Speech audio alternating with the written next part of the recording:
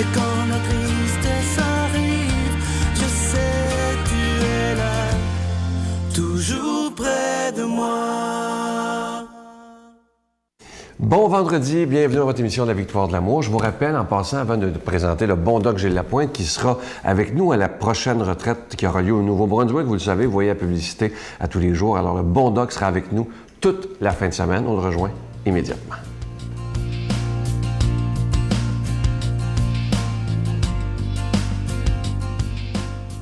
Allô tout le monde. En feuilletant l'article que vous voyez à l'écran actuellement avec Monseigneur Turcotte, c'est le résumé d'un colloque sur les soins de santé où figurait comme invité d'honneur Monseigneur Turcotte. Et l'auteur de l'article mentionne que celui-ci a été sévère à l'endroit des médecins et du système de santé. Il dit son discours, somme toute, ça a été apprécié, mais avec parcimonie. OK? Il dit le titre de sa présentation, c'est la mission du médecin, au-delà de l'opinion de l'expert, qui est le médecin, et la réflexion du citoyen. Et Monseigneur partage les confidences des gens qu'il a côtoyés parce qu'il leur demandait ce qu'ils pensaient du système de santé à propos de la maladie et des professionnels de la santé. Et Monseigneur notait qu'on parle trop de finances en ce qui concerne la santé et parfois on oublie l'être humain. Il mentionnait que lorsque le malade est frappé ou qu'une personne est frappée de la maladie, le corps médical doit faire tout et preuve d'empathie, être capable d'écouter les gens, prendre leur détresse et aussi le prendre au sérieux. Et ça, c'est la même chose que le docteur Lamontagne, ancien président du collège, mentionnait. Et Monseigneur disait que les gens ne comprennent pas toujours les grands termes qu'utilisent les médecins.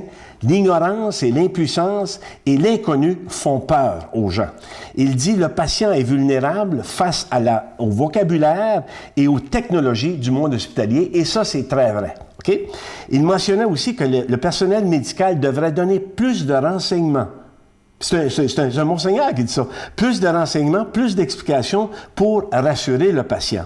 Il dit, on devrait mettre plus d'emphase sur les soins à domicile, car c'est ça la voie de l'avenir, parce que ça coûterait beaucoup moins cher. OK? Et il termine en parlant de la mort, en disant que la peur de la mort chez les malades est une période de révolte à considérer avec respect. Il faut être honnête avec les gens, il faut qu'ils sachent ce qui les attend. Puis il dit, le corps médical doit tout faire en son pouvoir pour empêcher la souffrance. Vous voyez, et c'est un Monseigneur. Alors, il a amplement raison lorsqu'il parle de dire aux gens, lorsqu'on donne les explications, mais on dit toujours, que voulez-vous que le médecin fasse? Quand il y a 50, 60 personnes dans la salle d'attente, est-ce qu'il est capable de s'arrêter et de donner de l'explication à tout le monde? Mais des fois, juste un peu de simplicité, juste de rassurer la personne en lui faisant un petit dessin, des fois, ça prend 5, 6 secondes ou 10 secondes et le patient sait à quoi s'attendre. Mais lorsqu'on parle de technique et lorsqu'on parle de grands mots, les gens ne comprennent rien. Alors, quand vous allez voir votre médecin et que vous ne comprenez pas, s'il vous plaît, posez-lui donc la question pour avoir des explications et là, vous allez comprendre. Je vous souhaite une excellente journée. Notre Père qui es aux cieux, que ton nom soit sanctifié, que ton règne vienne, que ta volonté soit faite sur la terre comme au ciel. Donne-nous aujourd'hui notre pain de ce jour. Pardonne-nous nos offenses comme nous pardonnons à ceux qui nous ont offensés. Ne nous laisse pas entrer en tentation, mais délivre-nous du mal, car c'est à toi qu'appartient le règne, la puissance et la gloire pour les siècles des siècles. Amen.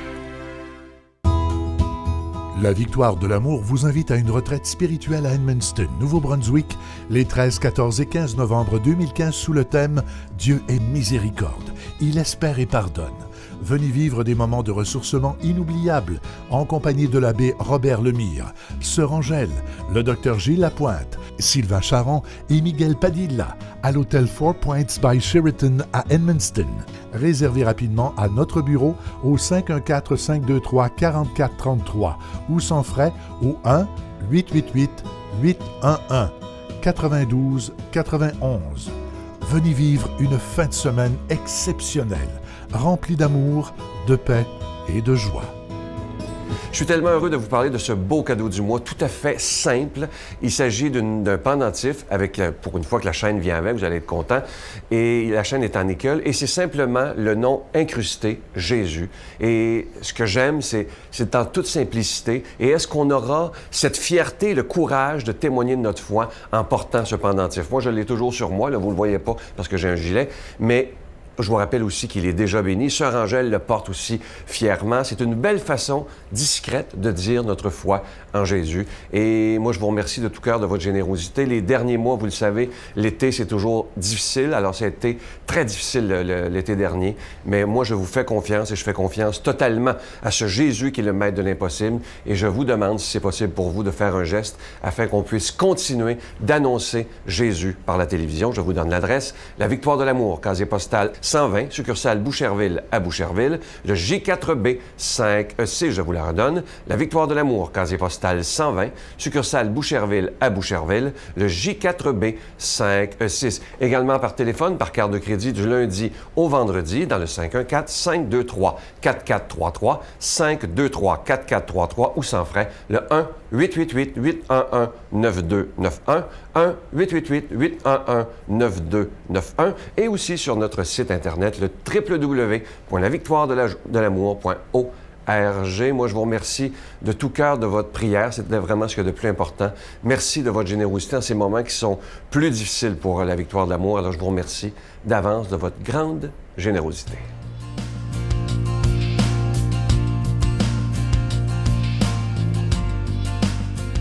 Mon Dieu, donnez-moi la sérénité d'accepter les choses que je ne peux changer, le courage de changer les choses que je peux et la sagesse d'en connaître la différence. Amen. Aujourd'hui, l'Évangile est proclamé par l'abbé Daniel Gilbert.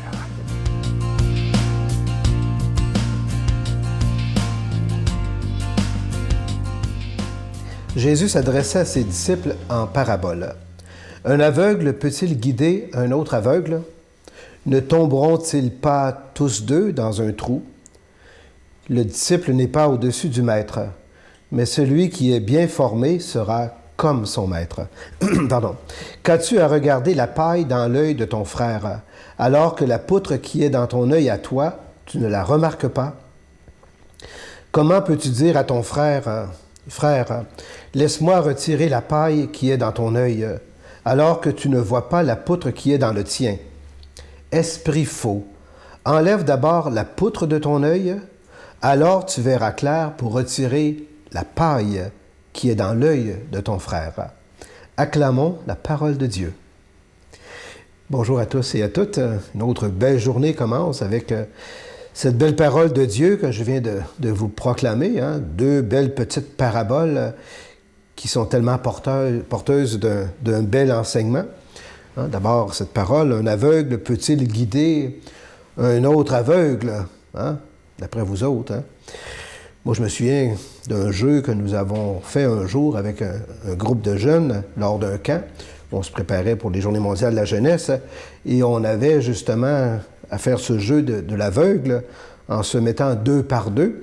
Et il y en avait un qui avait les yeux bandés et l'autre n'avait le droit de le guider que par la voix, que par la parole. Puis ça avait donné que c'était moi qui étais l'aveugle. Alors, je peux vous dire qu'une chance que j'avais confiance en la personne qui me guidait et que cette personne-là voyait où est-ce que moi, je m'en allais. Parce que s'il y avait eu un trou, je pense bien qu'on serait tombés tous les deux dedans si elle avait été aveugle, elle aussi. Bon, alors elle était comme, je pourrais dire, un maître pour moi, par sa parole qui me guidait, qui me rassurait constamment là, à chaque pas que je faisais. Alors effectivement, Jésus a tout à fait raison. Un aveugle ne peut pas guider un autre aveugle. Il faut que l'autre y voie. Et dans la vie de foi, c'est la même chose. On a besoin, nous autres aussi, d'un maître. On a besoin d'un guide, d'une parole qui nous guide. Et ce maître, bien sûr, c'est Jésus, c'est la parole qu'on écoute ce matin. Et c'est ce maître qui est au-dessus de nous. Nous ne sommes pas au-dessus de notre maître, mais c'est lui, par sa parole, par ses enseignements, qui nous guide sur le chemin de la foi. Puis pour ce qui est de cette petite parabole de la paille, là, qu'on veut parfois enlever dans l'œil de notre voisin, ça nous arrive presque à chaque jour. Vous savez, la paille dont il est question ici, on peut le voir dans le sens de tous les petits défauts qu'on voit parfois dans la vie des autres. Vous savez, les manies, ou les tics des autres, on les remarque vite, puis on en rigole parfois. Hein? Surtout quand on vit avec ces personnes-là tous les jours, puis on les croise. Hein? Vous savez, quand je vais, par exemple, dans des résidences de personnes âgées, mais surtout dans une résidence, entre autres, de soins, de fin de vie, où les gens sont vraiment hypothéqués, on remarque très vite leur manie, et puis à travers ça, bien sûr, leur maladie, leur souffrance. Hein? Puis c'est vrai que des fois, ça peut nous apporter à sourire un peu, hein, même de nos parents, des fois, qui sont affectés par toutes sortes de maladies. Mais quand on prend le temps de les connaître, de connaître leur histoire, leur maladie, alors bien sûr, on ressent une grande compassion pour eux. Alors la paille, on peut aussi voir ça dans le sens des traits de caractère des autres qu'on voudrait parfois corriger. Je n'oublierai jamais cette jeune mariée, moi, qui m'avait dit « Ouais, je connaissais tous ses défauts avant de me marier, mais je m'attendais de pouvoir le changer après le mariage. Hein? » Puis elle a bien compris que c'est pas comme ça que ça fonctionne. C'est pour ça que Jésus nous dit ce matin de commencer d'abord par remarquer la poutre qui est dans notre œil, hein? Dans mon œil à moi, et non pas dans l'œil du voisin. Autrement dit, je dois commencer par essayer de les identifier, mes comportements bizarres ou les manies que je peux avoir, hein, et d'essayer de travailler sur ma personnalité. Parce que les poutres, bien sûr, ce sont mes habitudes de vie, mes manières de vivre. Et si j'essaye de changer un petit peu ces poutres-là, vous savez, j'ai bien plus de chance, effectivement, de changer quelque chose que d'essayer de changer l'autre. Et il y a une parole qui dit aussi que bien souvent, ce qu'on n'aime pas en soi, on veut le corriger chez les autres. Hein? C'est une petite parole de sagesse, ça.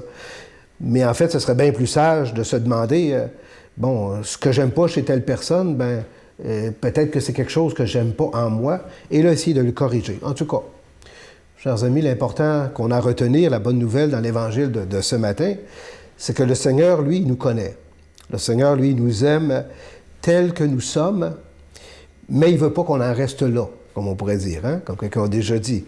Mais il veut qu'on se perfectionne, il veut qu'on devienne saint comme lui-même est saint. Puis pour ça, la bénédiction que je vais vous donner ce matin va vous aider à l'obtenir, et je vous bénis au nom du Père et du Fils et du Saint-Esprit. Amen. Je vous salue Marie, pleine de grâce. Le Seigneur est avec vous. Vous êtes bénie entre toutes les femmes, et Jésus, le fruit de vos entrailles, est béni. Sainte Marie, Mère de Dieu, priez pour nous pauvres pécheurs, maintenant et à l'heure de notre mort. Amen. Venez découvrir les trésors des Antilles à bord du célèbre MSC Divina. Venez vivre avec nous de beaux moments de réflexion spirituelle dans une harmonie d'amour et de paix. Pour une 21e année consécutive et pour une dernière fois à l'extérieur du pays, la Victoire de l'amour en collaboration avec Voyage Intermission vous invite à son ressourcement annuel en compagnie de Sœur Angèle, Sylvain Charon et l'abbé Robert Lemire du 11 au 21 janvier 2016.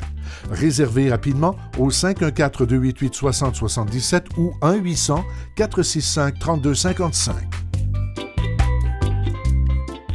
Aujourd'hui, c'est l'anniversaire de quelqu'un que j'aime vraiment beaucoup. Vous l'avez vu la semaine dernière à l'émission. Il s'agit de Monseigneur Jacques Gaillot qui demeure à Paris. Il a 80 ans aujourd'hui. Et je lui disais dimanche dernier, ça fait 20 ans que je le connais, si je n'avais pas eu Jacques dans ma vie, je ne suis pas sûr que j'aurais tenu. Malgré les 6000 kilomètres qui nous séparent, Jacques est pour moi un homme extraordinaire. Pour moi, il est un saint homme. Lorsqu'il vient au Québec, il demeure toujours chez moi. Et si vous saviez les discussions profondes qu'on a ensemble, alors, cher Jacques, bon anniversaire et longue vie. Parce que longtemps, je me suis senti non aimé, non désiré, rejeté. J'ai senti que j'avais pas ma place et que je devais acheter ma place. Ah oui? Je devais la gagner, je devais être bon, je devais performer, je devais être gentil, je devais pas déranger, je devais pas faire de crise, pas me chicaner pour que les gens m'aiment, pour essayer de m'effacer, pour être important.